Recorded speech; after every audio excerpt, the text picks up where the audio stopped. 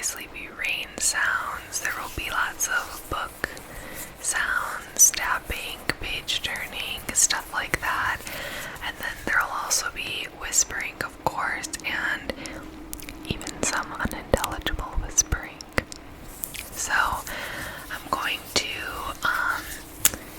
talk about a couple books that I've recently read, as well as a book that I am currently reading, and then maybe a book that I want to read next. So hopefully this can help you sleep or relax or just escape for a while. And before we get started, I wanted to shout out, I'm pointing at this light back here. Lullaby Leah uses this sunset lamp, and she talked about it in a video, or maybe I just went to her linked products and thought that it was really pretty. So I'm still trying to figure out how to best set it up back there, but I think it adds a really pretty lighting, so shout out to Leah for that.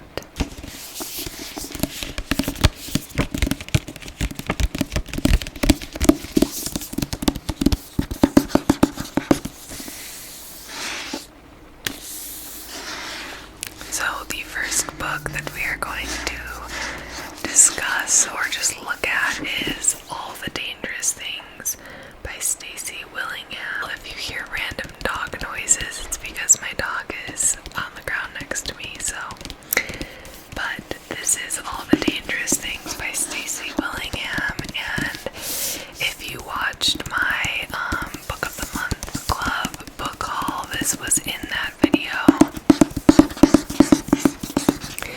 So for my birthday in the fall, my friends got me a Book of the Month gift card, which I thought was so nice and so cool, because obviously I love to read, and this was one of the ones that I got, and I actually really liked it.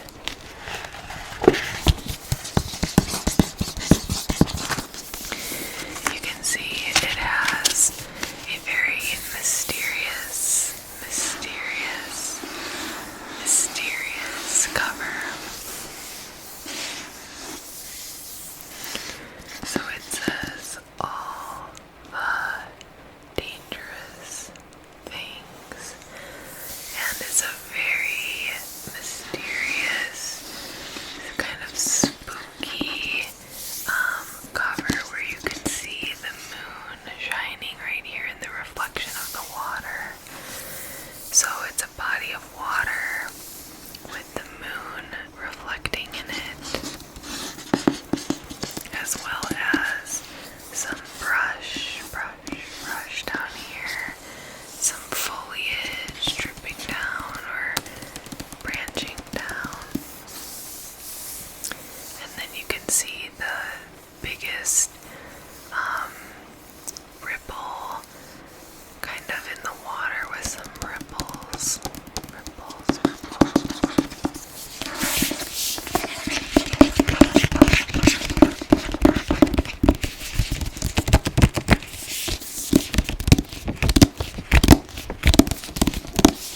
Also, I did not put press-on nails on for this video, so definitely a different type of tapping sound.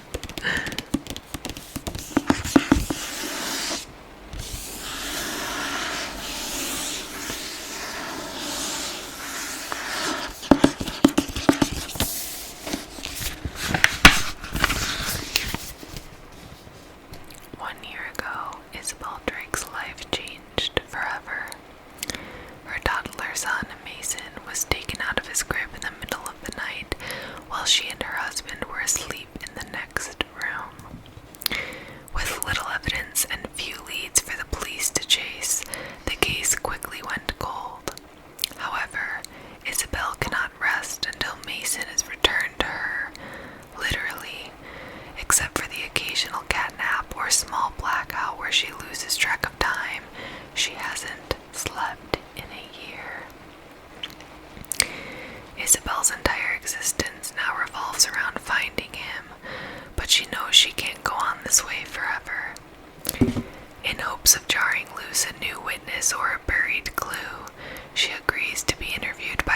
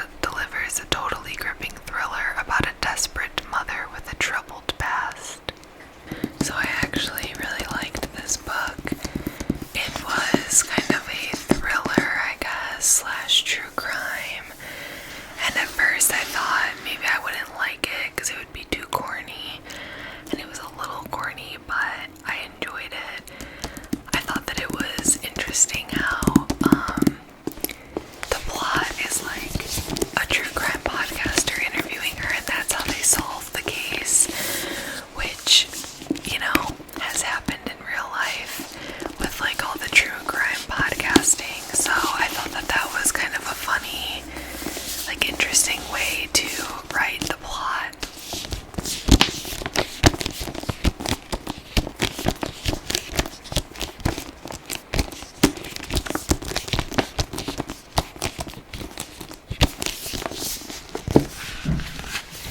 So then when you open it, it's black.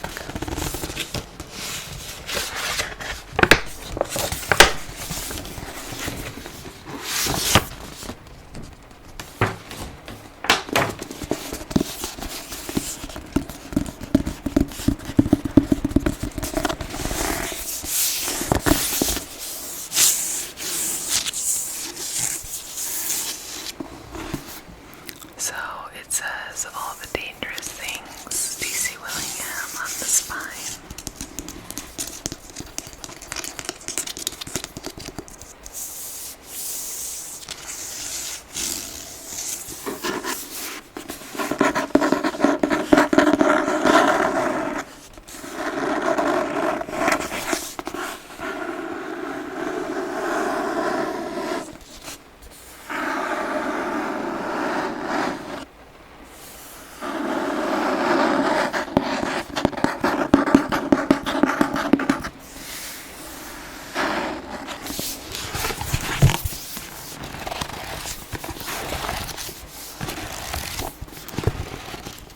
I love the smell of book pages.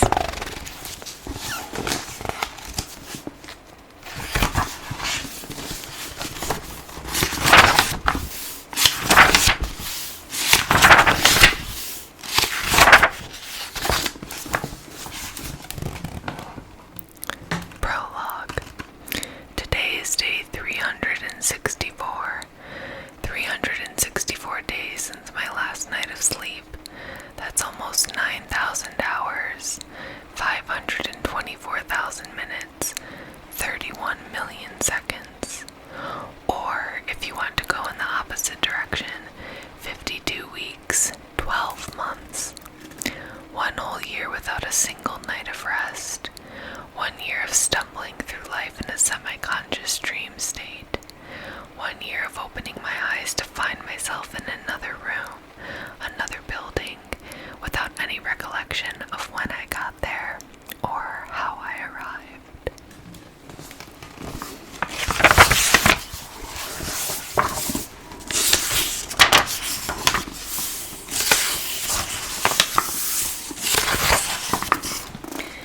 I will say this book smells especially good. Like, you know how every different book kind of has a different smell and the different pages have different smells. This one is, that was supposed to be chef's kiss.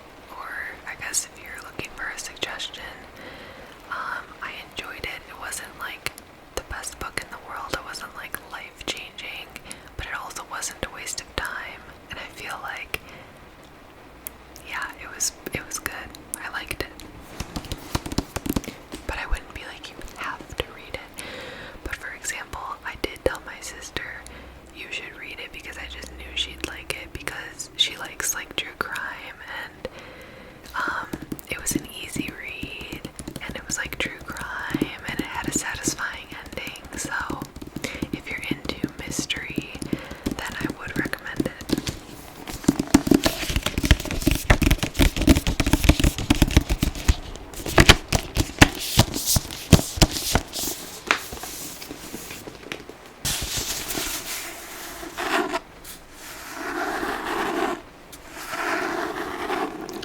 Next up, Sally Rooney's Beautiful World, Where Are You?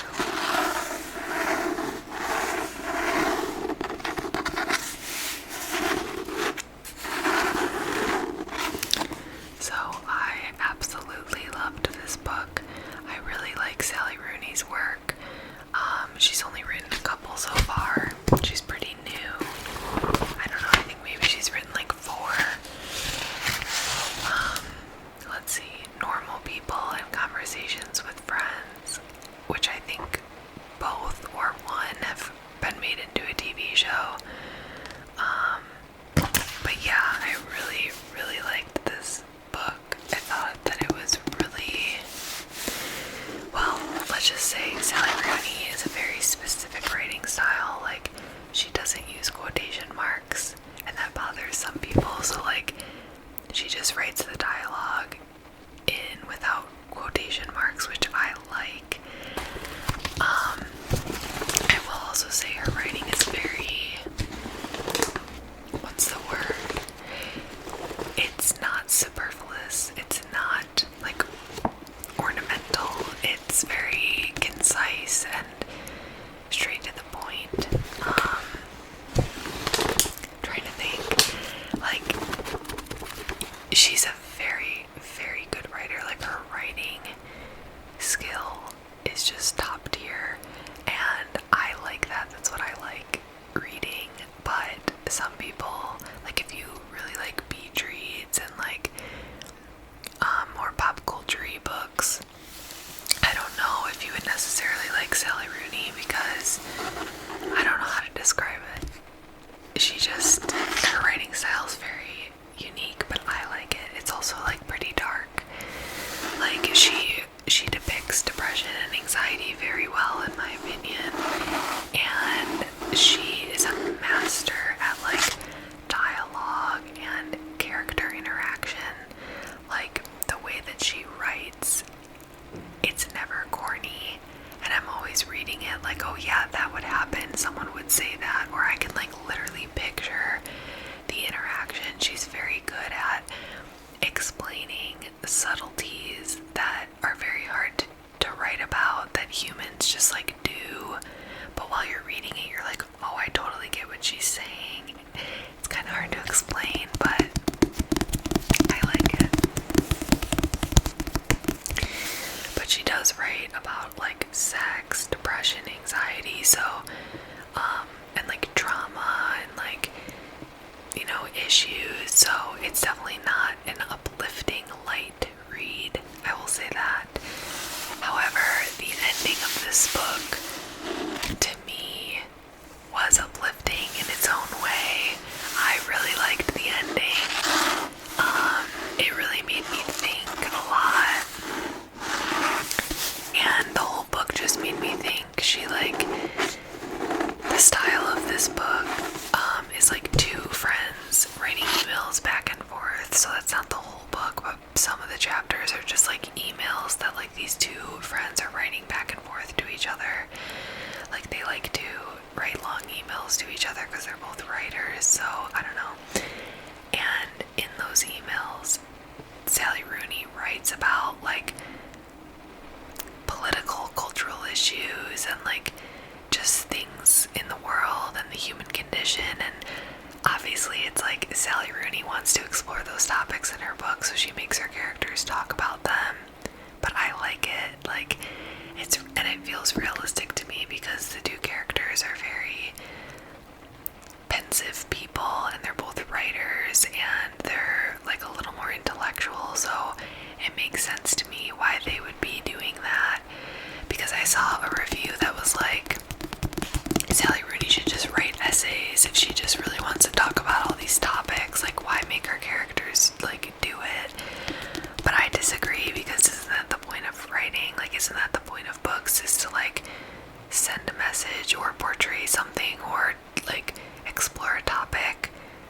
So like I don't really have a problem with the format, but I could see how for some people they're like, okay, so she's talking about like, I don't know, feminism or whatever, like she's making her characters do it, but really she just wants to write about it. But I don't know, it doesn't bother me.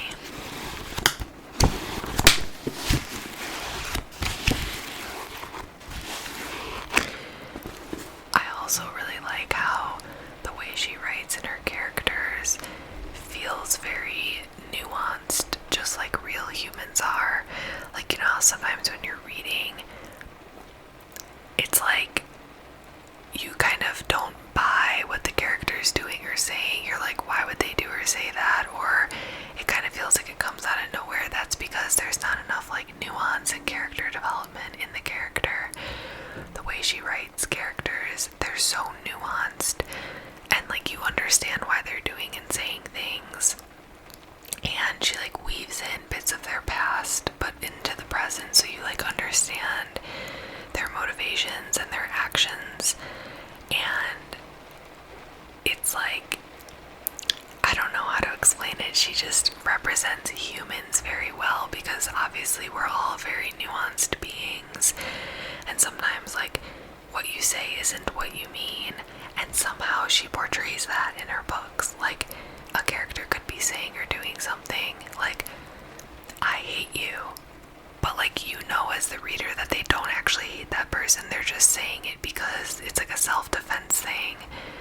That was kind of a bad example, but I don't know, I just really like her writing style. I will say though, after this book I was like, okay, I need a palate cleanser, because I needed like a break from this type of book. It was just like heavy, and like not heavy in the like no one like tragically died or anything like that, just more like thinking about like depression, anxiety, mental health, and like worldly issues, and like what's the point of us being here. It's just a lot to think about, and so I always need a break afterwards. But like I said, the ending I felt like actually like gave me hope, and I don't want to spoil it, but I'll just say like she talks about at the end like having like the choice to have or not have children, and like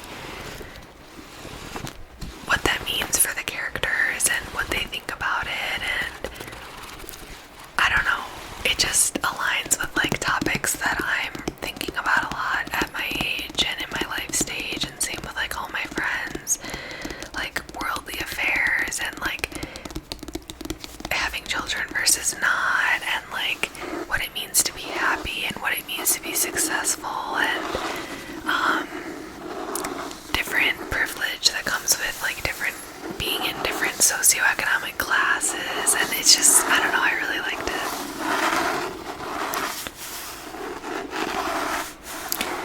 Also, I don't know if you can tell, but the cover is so beautiful. These black letters are like 3D almost, so they're like smooth to the touch, and they like stick out from the page a little bit.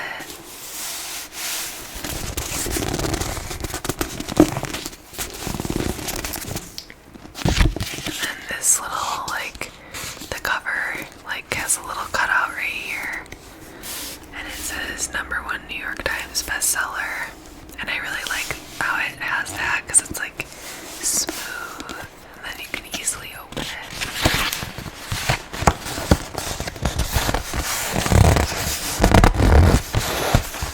And there's an apple right here that's sitting on a table.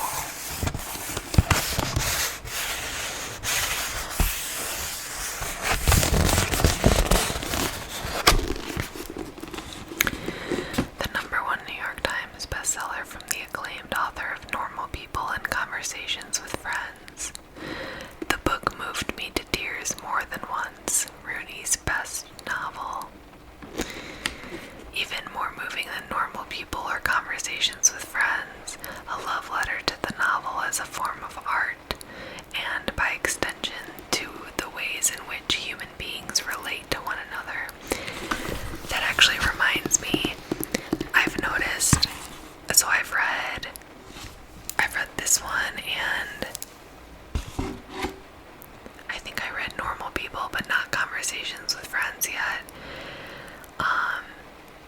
But I've noticed that another thing she tends to do is she'll like explore the topic of the novel, like being a writer, being a novelist. What's the point of the novel? Like what's the point of writing and stories? And so it's kind of meta in that way, because it's like, okay, you're a writer writing a novel about what it's like to be a writer writing a novel. But that's the only part where sometimes I am like taken out of the story a little bit, because I'm like, okay, so clearly this is just Sally Rooney like trying to express how she feels about herself and like her own craft. But again, it doesn't bother me, because again, like, isn't that the point of writing? And isn't that like the point of the novel, is to like explore important topics and like the human condition and all of that? So it doesn't really bother me, but it is kind of a funny trope of like, oh, your main character is a writer, wonder where you're getting inspiration from, like, because yourself, because like you're writing it. It's like kind of corny to like write about a main character who's a writer, but again, it doesn't bother me. And also I think she knows that, like I think she's smart enough to recognize that like there's a little bit of not corniness, but I don't know the word.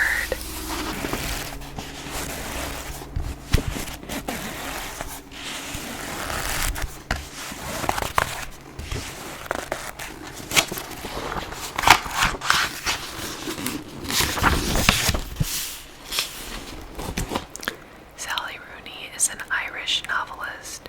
She is the author of Conversations with Friends and Normal People. She also contributed to the writing and production of the Hulu BBC television adaptation of Normal People. Okay, so I read Conversations with Friends, not Normal People, because I haven't read nor watched Normal People. That's her.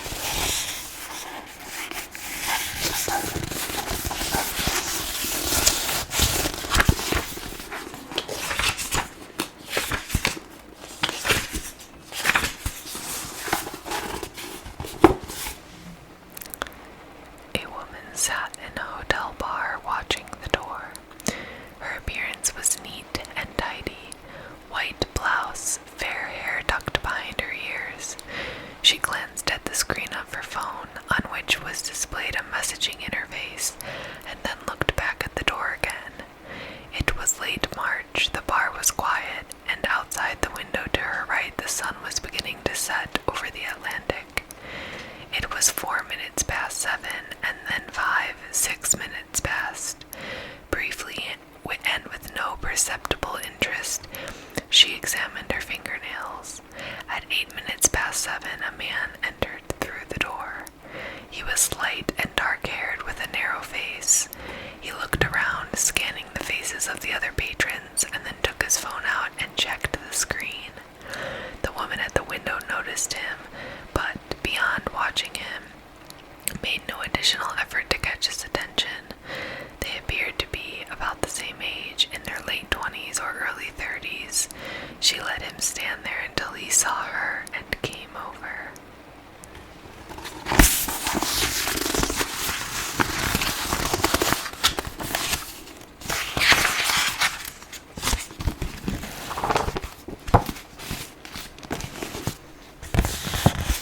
The back cover has these two letters on a floor.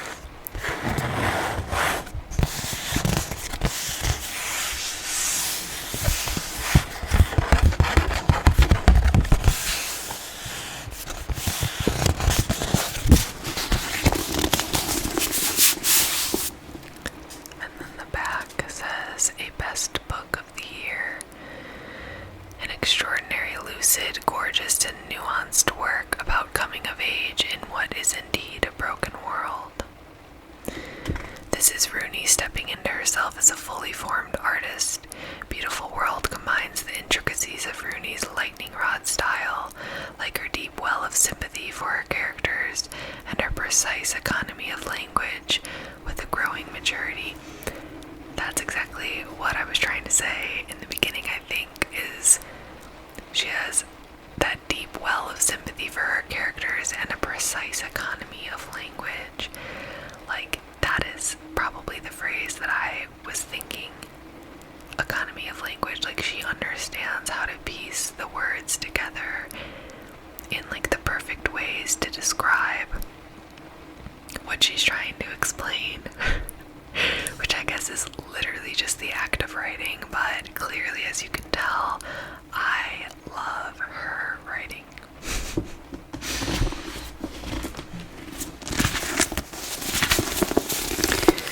And her cover is really pretty. It's like little yellow juts with each character. So there's 4 main characters, 2 men and 2 women. And up here is a little moon with a little plant and a little, I don't know, wooden bar or something going across. This girl is blonde with a blue blouse and a green skirt. This girl is brunette with a clip in her hair and a pink blouse with a white collar. This man is wearing a white hoodie and he appears, I don't know, his hair is cut off. I don't know what color his hair is. This man is blonde with a collared shirt and a name tag on it.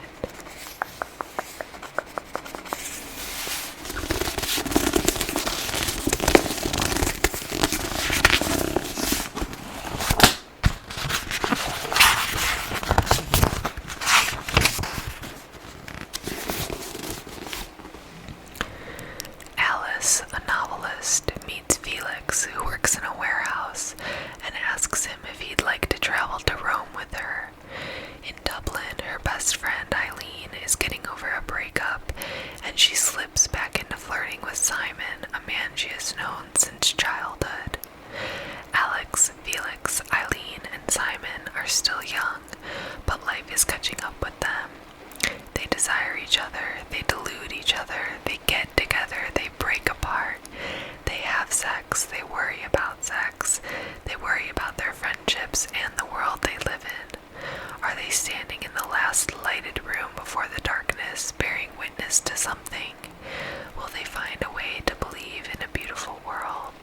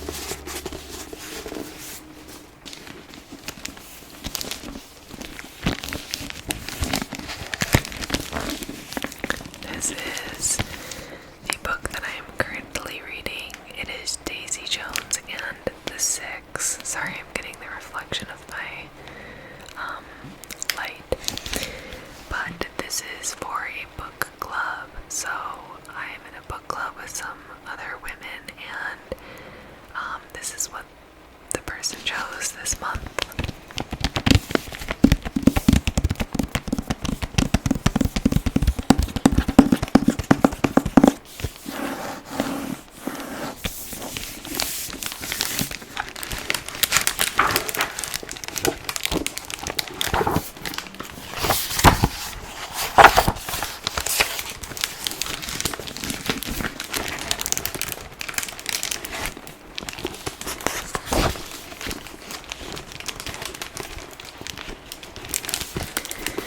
So this one I got from the library, and there was the option for soft cover or hardcover, and I chose hardcover because it's just like, it's so different reading a hardcover book from the library that has this plastic on it. It reminds me of childhood and like checking out books from the library.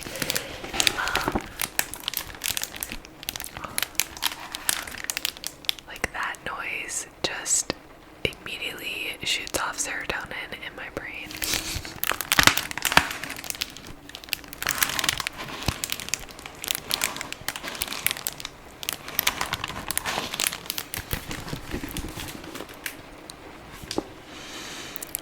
Daisy is a girl coming of age in LA in the late 60s, sneaking into clubs on the Sunset Strip, sleeping with rock stars, and dreaming of singing at the Whiskey A Go-Go.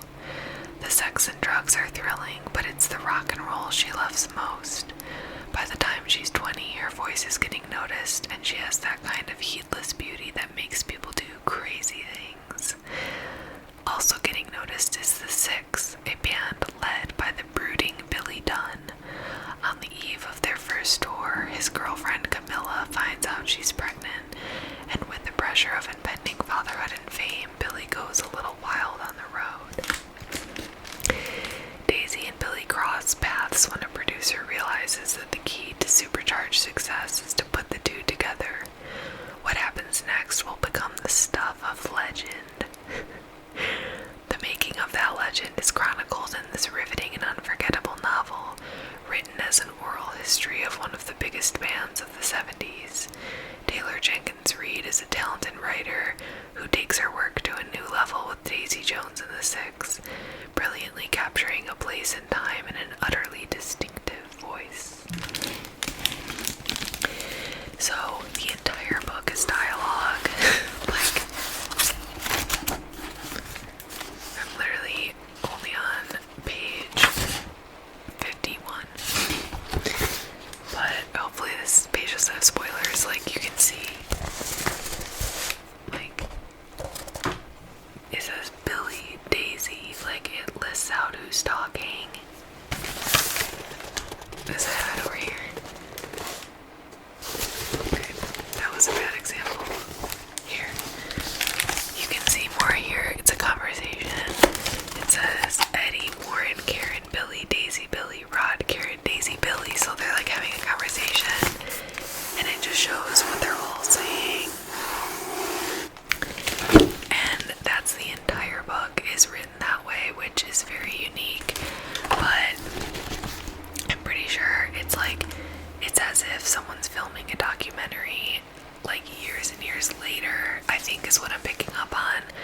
So it would be like an old band from the 60s doing a documentary now, and it's like, it's just them like talking about the past and explaining it, is what I think.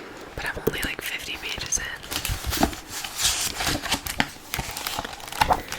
And then I googled, like, is this true? And it said it's loosely based on Fleetwood Mac. But I don't know if that's true or not. I saw that on Google somewhere. This book is an attempt to piece together a clear portrait of how the renowned 1970s rock band Daisy Jones and the Six rose to fame, as well as what led to their abrupt and infamous split while on tour in Chicago on July 12, 1979. Over the course of the last 8 years, I have conducted individual interviews of current and former members of the band, as well as family, friends, and industry elite who surrounded them at the time. The following oral history is compiled and edited from those conversations, as well as relevant emails, transcripts, and lyrics. While I have aimed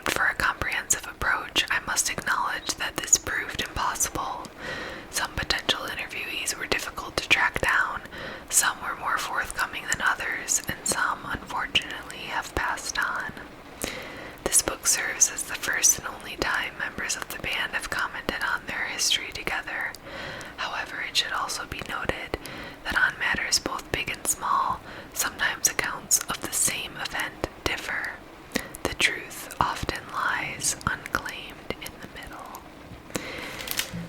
So that is written as saying that this book is true. So then I looked it up because I was really confused, but no, it's fiction. That was just the author, like, adding a little pizzazz to the story. Like, it was basically a fake author's note because it's not actually true. It's like part of the fiction story, which is kind of confusing.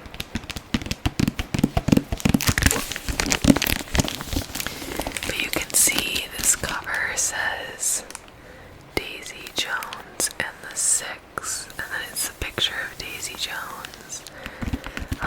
And I forget exactly how they describe her, but she's supposed to be like gorgeous, stunning, beautiful with like red hair.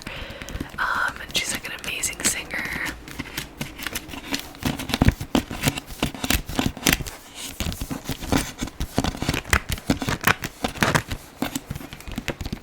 But TBD on how I end up liking it.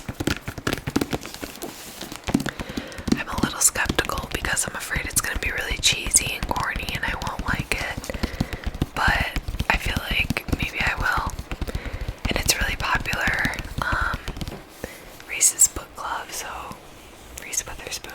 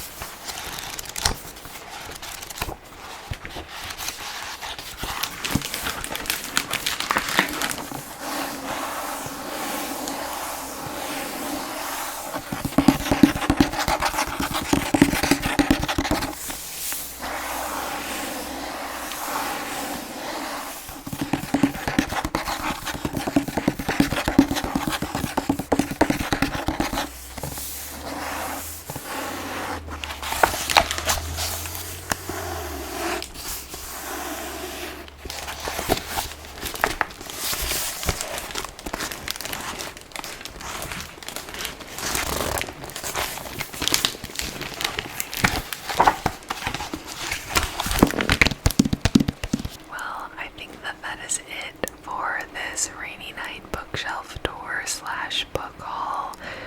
I was gonna do another one, but the video is already like 50 minutes long, or like 40 minutes, so I'll just save